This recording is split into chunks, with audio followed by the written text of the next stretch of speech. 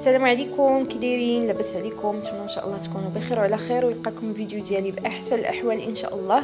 مرحبا بكم معايا اليوم فيديو جديد في قناتي وقناتكم الياس هم.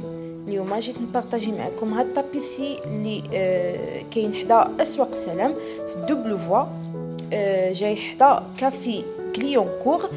صراحه عنده خدمه متقونه بالنسبه لهاد التصاور كاملين اللي دابا حطيت لكم هنايا، يعني اللي كتشوفوهم الخدمه ديالو خدمه متقونه، كيخدم بالخشب الزوين، كيخدم بالثوب اللي زوين، عنده الخدمه نقيه كي كتشوفوا. هاد التصاور اللي كيحط لكم راه من المحل ديالو، كيحط بحال هكذا فاش كتكون شي حاجه اللي كبيره كيحطها هكا في الباب ديال المحل. هاد الخدمه كامله راه الخدمه ديالو، عنده خدمه زوينه نقيه ومتقونه. يعني اهم حاجه ان الخدمه متقونه، يعني ماشي شي يعني ما كيديرش شي حاجه اللي سواقيه، يعني كيدير الخدمه اللي هي زوينه بالنسبه للناس اللي كيبغيو داكشي يعني متقون وزوين. عليكم بهذا المحل هذا اللي كاين في مدينه وجده. بالنسبه للناس اللي غادي يسولوا المحل اين مدينه، المحل كاين في مدينه وجده حدا اسواق السلام في الدوبل فوا حدا كافي كليونكور.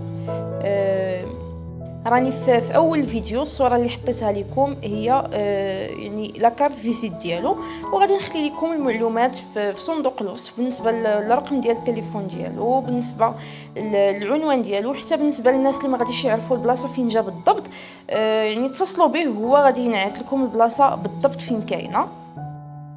وما نطولش عليكم، غنخليكم مع الصور. ما تنساوش الى عجبكم الفيديو تبارطاجيوه مع احبابكم واصدقائكم باش تزيدوا تشجعوني وتزيدوا تدعموني. كنشكركم بزاف على المتابعه ديالكم وعلى الدعم ديالكم. دمتم في امان الله وحفظه.